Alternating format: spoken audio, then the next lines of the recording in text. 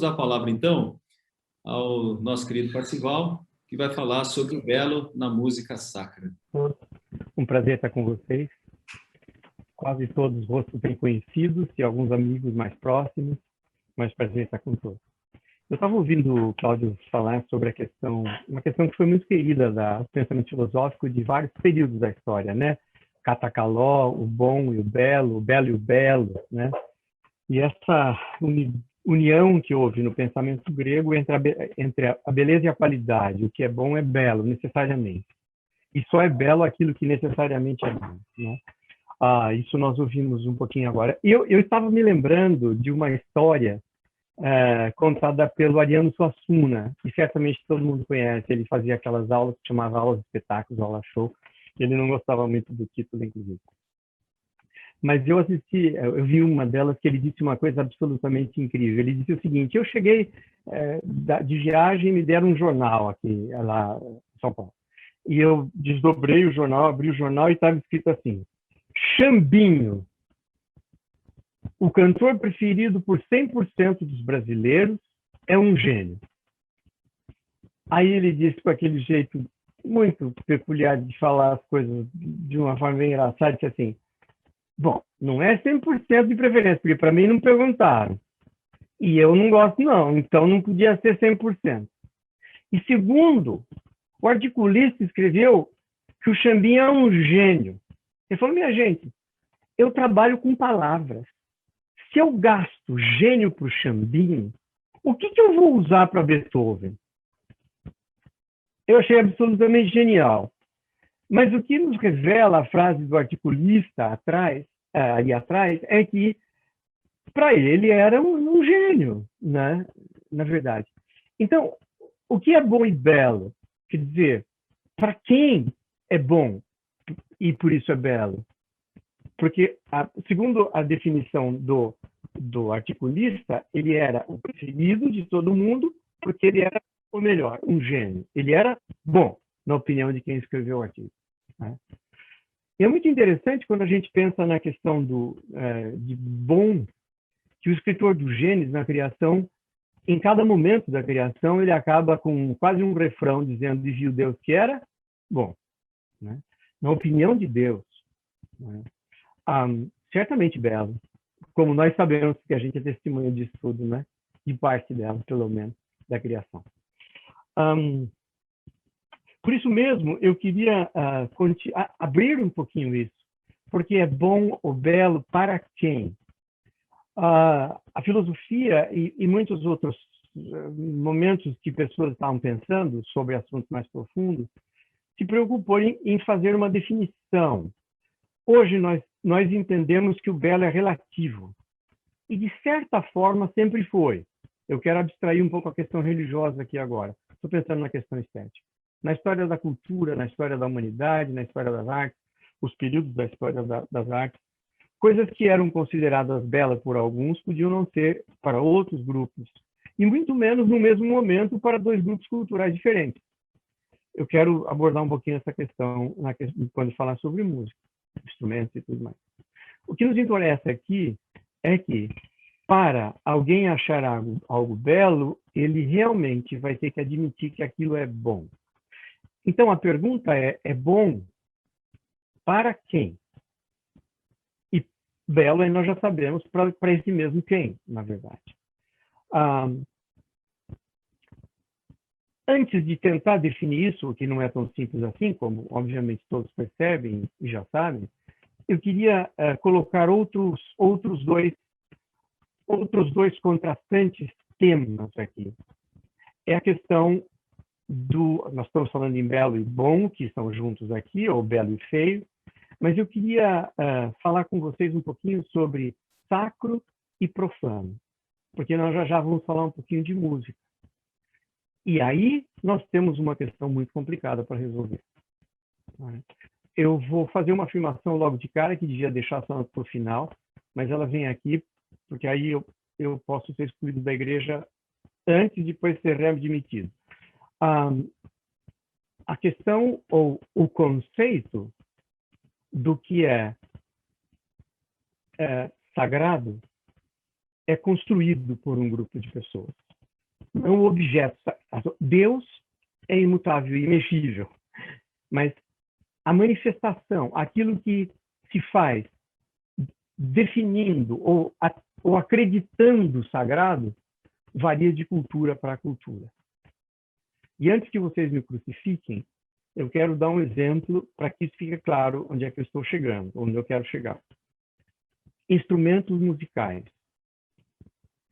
Se você, brasileiro do século XXI, ouve uma cuíca tocando, você faz com ela, ou com esse som, uma associação. Quando você ouve uma cuíca, eu já podia abrir, se a gente estivesse presencialmente conversando, a gente ia bater um papo sobre isso, mas a gente perde muito tempo aqui. Eu tenho certeza que eu teria me dizer que você imagina um carnaval, uma roda de samba, eu sei lá o quê, né? A cuíca. Por quê? Porque você aprendeu o que é. Pegue essa cuíca, vai lá para o Tibete, trabalha com os monges tibetanos, e se Deus quiser, e por ação do Espírito Santo, eles se convertem. Você leva a cuíca e diz assim, esse instrumento aqui vai abrir todos os cultos dessa nova fé que eu estou trazendo para você. Daquele dia em diante, esse vai ser o som mais sagrado que eles conhecem. E o dia que eles vierem para o Rio de Janeiro, em fevereiro, eles têm um infarto, porque estão usando o instrumento sagrado do carnaval. O que eu quero dizer com isso é que a construção do sagrado é algo que a gente precisa levar em conta, assim como a construção do belo, para quem é. E pensando nessas duas coisas, eu quero compartilhar a minha tela aqui um pouquinho, compartilhar, e eu preparei alguns slides para a gente conversar sobre isso. Agora é aquela hora que a gente sempre tem medo que não vai funcionar, né? Vamos testar. Vocês vão precisar ir falando comigo para ver se está chegando direitinho. Tela inteira para vocês? Sim. Estão vendo direitinho. Muito bom. Você tem aí, deixa eu aqui não estou, porque tem umas pessoas que não são tão bonitas atrapalhando a minha tela. Veja só, todos me ouvem? Dá um sinalzinho? Não recebi nenhum sinal, então estou em dúvida. Vocês estão me ouvindo? Sim. Ouvindo. Sim. Ok, obrigado. Tudo bem. Muito bom. Eu esbarrei nesse cartaz faz alguns meses. E eu queria repartir isso com vocês. Em 4 e 5 de agosto de 2012, estava programado um seminário de música sacra. Eu não sei se aconteceu ou não, porque em 2012, tudo que estava programado não aconteceu, ou não vai acontecer, não é verdade? Olha só. Mas 2012 lá atrás, né? Não 2021, tá? Então, 2012 provavelmente aconteceu. Mas eu não sei nada desse festival. Eu não sabia que estava acontecendo lá. Eu vi agora, há alguns meses, ano passado. Então, a primeira igreja presbiteriana de Vitória promoveu um seminário de música sacra e esse é o cartaz que chamou a atenção, que fez a propaganda do seminário. Vocês estão vendo uma apresentação musical, tem alguns músicos tocando aqui, tem um coro ali. Eu vou fazer uma pergunta, vou pedir para vocês abrirem seu microfone e me responderem. Você acha que a imagem que você está vendo lá atrás, e com essa proposta, é um seminário de música sacra. Combinam as duas coisas? Quer dizer, está razoável, dá para ir? Fazem sentido juntos um seminário de música sacra com essa imagem que está aí? Não. Não. Alguns disseram sim, outros não. Que tal? Tem cara de música mais... Poderia ser música sacra isso que está acontecendo lá? O que você acha? Não. Certamente não. Não. Interessante. Veja, não é mesmo? Olha só, essa é a foto original. Essa foto é um concerto que eu origi no Mackenzie há muito tempo, o coro universitário, a Orquestra Sinfônica de Campinas, eu era mais titular na época.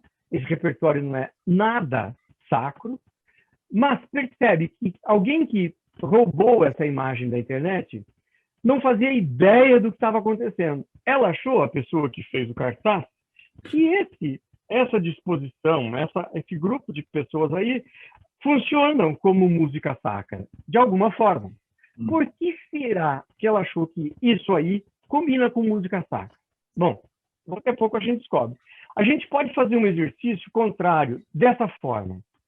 Eu posso te perguntar, quando você olha isso, você associa a um momento de um culto, por exemplo, em música sacra? É o Hillsong aí, pessoal? Depende, né? Oficina G3. Vou te mostrar mais uma. Não muito, Tá? né? E agora mais uma. Pois bem, todas essas 3 fotos são cantores evangélicos, apresentando-se no momento de música sacra. E aquela lá atrás não era. Eu tenho certeza que se eu mostrasse as 4 imagens e você tivesse que escolher uma como música sacra das 4, eu tenho uma impressão muito forte de que eu ganharia em 98% das respostas, né? Se tivesse que encontrar uma delas. Por que isso acontece? Né? O que é que define, portanto, música sacra? Né? E nós até conversamos numa reunião que a gente fez há alguns dias, nós 4 que estávamos planejando esse curso, por isso eu me lembrei de trazer aqui. Muitas vezes, quando eu pergunto isso, né, o que é música sacra, o que é um cântico sacro? A pessoa diz assim, é o texto que resolve. Mas veja como isso é complicado, porque se é o texto que resolve, nós vamos ter que admitir que qualquer música que fale de coisas que tem a ver com a igreja, que tem as palavras da Bíblia, tem que ser sacro, tá? Nesse caso, obviamente, vai ser sacro Roberto Carlos falando Jesus Cristo, estou aqui, os meninos do 1 Coríntios lá, ainda que eu falasse, eu digo, né? Outras pessoas dizem assim, o que vale é a intenção do compositor. Se um compositor quiser que ela seja sacra, se ele for fiel, religioso, piedoso, puro, a música que ele compôs é sacra. Se o que escreveu no fundo do seu coração puro era sacra, então a música é sacra. Você vê que aqui é complicado? Porque aqui só tem um ser que pode julgar a música para ser cantada no culto, Deus. Que é o único ser que pode ver o coração das pessoas. Né? Eu lá sei que aquele menino todo religioso não é um safado fora daquele lugar dele lá? É ou não é? Então, percebe a dificuldade de definição? Então, alguém diz assim, não, a qualidade define. Se a música que a gente está ouvindo é de qualidade, bem escrita tecnicamente, tem que ser sacra, o resto é profano. Veja que é difícil. Eu acho que é baseado nesse conceito que a pessoa que fez aquele cartaz fez o cartaz, usando aquela foto, que não era uma apresentação sagrada, sacra, o repertório não era sacro. Talvez esteja aí aquilo que tem uma aparência de qualidade, e veja que a aparência é puramente visual, plástica.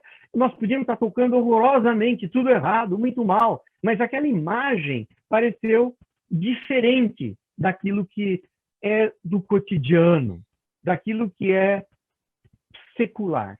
Aquilo não tinha cara de secular. Já os meninos pulando no palco tem muito cara de secular. A gente pode até acreditar quando eu te conto que era um, entre aspas, culto ou uma apresentação sacra, você vai dizer, tá bom, vai. Mas que não parecia, não parecia. Esse parecer é muito complicado.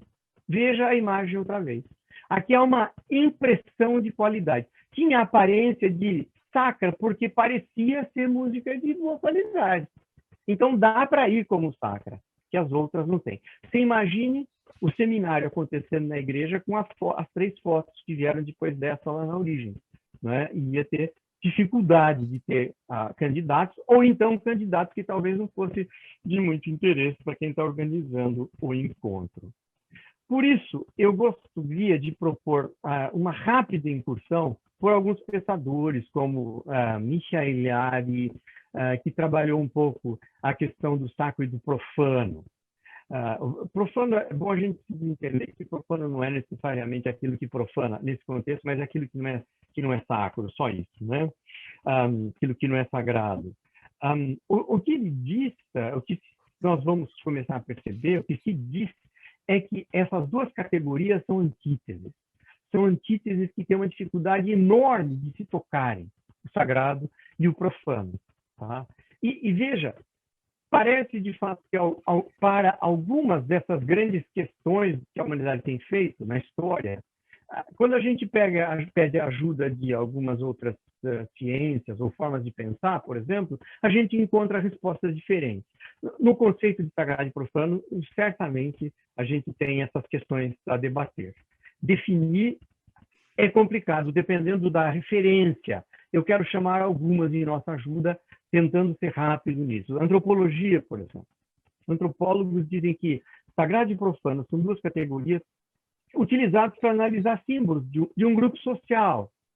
O sagrado é tudo aquilo que é diferente do cotidiano, que é especial, que é de outro mundo. E o profano é o mundo cotidiano, o deste mundo, num primeiro momento. Né? O Rudolf Otto, que escreveu o livro chamado Sagrado, né? Que tem, os senhores muitos conhecem, o Sagrado, ele cria um conceito, ele chama luminoso, aquilo que é diferente de tudo, é a experiência diferente do cotidiano, é aquilo que é completamente diferente da ordem natural das coisas. A palavra luminoso aparece aí, né? Aquilo que é além da nossa compreensão num primeiro momento, e cria uma atração por isso. Esbarra na questão do sagrado, da divindade, o luminoso, o tremendo, são expressões que o Otto usou. Eliade falou em momento sagrado, a hierofania, quando existe um momento diferente do momento, diferente do cotidiano. Essas são momentos especiais em que isso acontece, quando uma ponta, algo do sagrado, se mostra ao homem. O indivíduo só se torna consciente do sagrado na medida que essa experiência é diferente do profano. E a gente pode aprofundar essa questão com Durkheim. Ele disse uma coisa muito curiosa, que sagrado e profano pertencem a mundos contrários. E a vida religiosa está em torno deles. Ele diz todas as crenças religiosas supõem uma classificação das coisas em dois gêneros, profano e sagrado.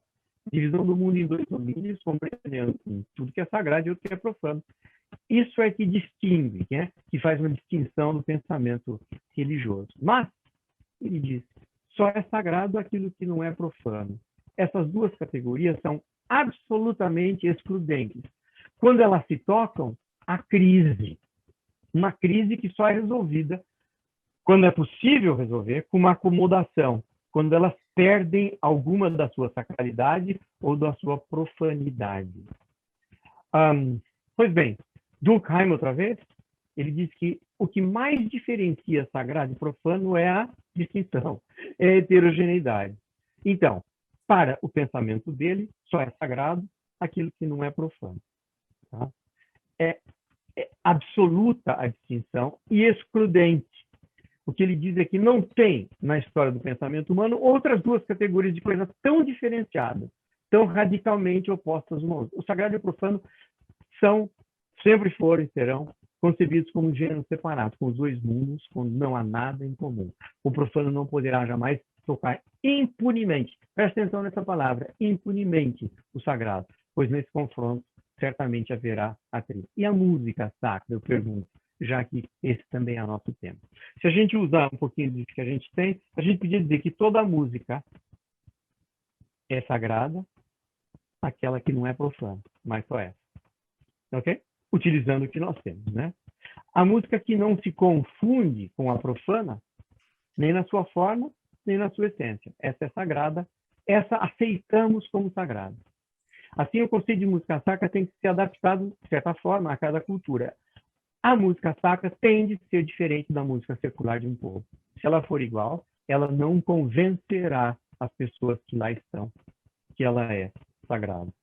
Ela tem que ser produzida por instrumentos musicais que não estão unicamente associados à sua, do povo, daquela cultura, música profana. E a música que tem cara de sagrado é aquela que é serva do texto, que tem um texto que acompanha e que concorda com ela. Pensa nisso. A música que os missionários evangélicos trouxeram para nós no século XIX não era exatamente sagrada na sua origem, ou pelo menos muitas delas. Passarinhos, belas flores, quero me encantar, é uma canção do século XIX para ser tocada no bar da esquina. Não é? Essa música nunca foi, na sua origem, sagrada, e nunca foi sagrado para os ouvidos norte-americanos. Mas para os nossos avós, foi, porque ela era diferente de tudo que eles tinham ouvido. Eles não tinham nenhuma associação com aquela música. Isso vale para 1/3 dos hinos que estão no nosso inário, os hinos do século XIX, quase todos eles, né? Ou boa parte deles tem essa coisa de terem vindo de canções populares, de canções de evangelismo, etc., que os missionários trouxeram numa excelente intenção, na verdade. Veja, e o meu exemplo do brasileiro no Tibete em missão evangelística entre monges budistas, tá certo? Então, a cuíca apresentada para ele, ou o berimbau, ou o que você quiser apresentado junto com a inserção da fé, aquilo será para ele sagrado, que é o que aconteceu conosco com o harmônio que estava nas nossas igrejas, que os missionários trouxeram nos navios e a mulher do missionário tocava. Aquilo foi o parâmetro da sacralidade em relação à música para os nossos avós. E qualquer coisa que fugisse daquilo não era considerado sacro. Haja visto o trabalho que deu para o piano entrar na igreja, por exemplo. Você talvez não se lembre disso, mas admitia-se o harmônio. Quando trouxeram um piano, só podia tocar na escola dominical. E o violão? Nem se fale. E a bateria? Pelo amor, não é? Por quê? Por causa da questão da sacralidade do profano. Olha aí, ó. Veja como foi difícil entrar de baterias, etc. Antes delas no violão, antes do piano. Por quê? Porque, a seu tempo, cada uma delas, para aquela cultura, estava muito associado com o profano. Por quê? O piano, nas décadas 50, 60, antes disso, para os nossos avós, estava associado ao clube, ao bar da esquina. Os nossos avós que dançavam iam dançar no clube da esquina ao som de quê? De piano. Ele não queria ter isso no culto dele. E o violão? Da década de 60, 70, era a música da boemia, né? A música de... e aí, violão, né? Não combinava. Guitarras e baterias, mais recentemente, são demais identificadas com a música, com a postura e ideologia profana, secular, para que sejam feitas impunemente no ambiente religioso. Veja só, pessoal, quero que vocês entendam muito bem que eu não estou dizendo que não pode, que ela não é nada disso. Nós estamos analisando isso academicamente, tá? Nós estamos colocando o objeto em cima da mesa e analisando, né? Isso é a investigação, tá certo? Por outro lado, nunca foi difícil a inserção num culto de um violino tocando, e o violoncelo. Embora eles não tenham também para os nossos avós, para os nossos pais, uma associação com o sagrado. Ninguém, eu acredito, se eu perguntar para você, quando você ouve um violino, você pensa num culto? Não, você pode pensar perfeitamente num concerto, numa apresentação. Mas é muito fácil você botar um violino tocando no culto à noite, no seu culto. Por quê? Por causa daquela coisa que a gente tinha dito lá no começo. Ele está facilmente associado com algo mais nobre, mais digno, mais solene. E isso cabe, combina com o sagrado. E, acima de tudo, não há nenhuma relação íntima com o profano, na mente, na imaginação, no coração das pessoas que estão nos nossos cultos. Veja aí as fotos. Se torna sacra por sua aparência de dignidade, a impressão da qualidade. Tinha aparência de sacra por parecer solene, mas não era. Só para concluir essa etapa, Durkheim nos diz que há um choque entre sagrado e profano. Esses dois grupos são incompatíveis. Mas quando existe um choque, em alguns momentos existem, quando eles se põem em contato, algo precisa acontecer. Ele diz assim, a coisa sagrada é, por excelência, aquela que o profano não pode impunemente tocar. Trazer o profano para o sagrado demanda do profano, alguma mudança de característica. Veja o que ele diz. Além desse relacionamento ser sempre por si mesmo operação delicada, exige precaução, etc., ela sequer é possível sem que o profano perca seus caracteres específicos, sem que ele próprio se torne sagrado de alguma medida, em algum grau. Eu podia terminar nesse slide aqui, essa minha parte maior da fala. Não sei se você sabe que instrumento é esse aí. Não sei se você sabe. Talvez se você tem uma tela grande e leia o que está escrito, ajude um pouquinho. Mas eu vou dizer para você, isso é uma bateria eletrônica. Esse é um instrumento pequenininho, segura-se numa única mão, pode ser um pouco maior, aí você apoia. E aí, leia o que Durkheim escreveu ali embaixo, negrito. Os dois gêneros não podem se aproximar e conservar ao mesmo tempo sua natureza própria. Alguma coisa tem que perder para o secular ser admitido no sagrado. Essa bateria, muitos conjuntos descobriram que existia. E teve um período, na década de 70, por aí, um pouco meio de 80, em que ele foi usado. O sujeito ligava isso no som, e cada um desses partinhas brancas aí, é um som da bateria. Tem o som de pratos, tem o som de bombo, tem o som da caixa. E ele quietinho, sem se mover, lá no fundo do grupo, tocava. Podia baixar o volume, ele tocava, todo mundo achava lindo. Mas quando a bateria ia lá para frente, ela é insuportável para muita gente, na década de 70. Veja só o que o Durkheim falou.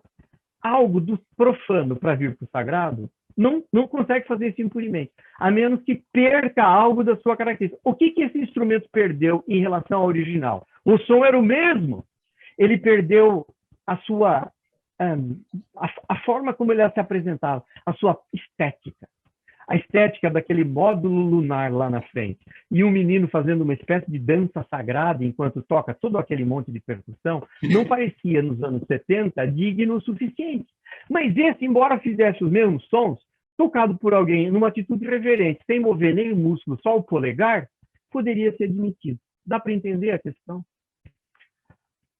A igreja. Nós podemos, então, agora perguntar por que será que a música tem dividido tantos grupos religiosos e causado tanto distúrbio? Veja lá o que o Durkheim escreve. Uma sociedade cujos membros estão unidos pelo fato de conceberem da mesma maneira o mundo sagrado e suas relações com o mundo profano, e de traduzir essa concepção como em práticas idênticas, é o que se chama igreja. Isso é, um grupo religioso só se mantém unido, coeso, quando seu conceito de sagrado é comum, quando tem a mesma opinião, quando discerne, quando conversa, quando trata do sagrado e do profano. Essa forma de pensar, se pensarmos dessa maneira, quando há discórdia em relação ao sagrado e ao profano, o grupo tende a desfazer, ou no mínimo viver em atrito. Religião é, para o Durkheim, um sistema solidário de crenças e de práticas relativas à coisa sagrada, ou seja, separadas, proibidas, crenças e práticas que unem na mesma comunidade moral, chamada igreja, todos os que elas aderem.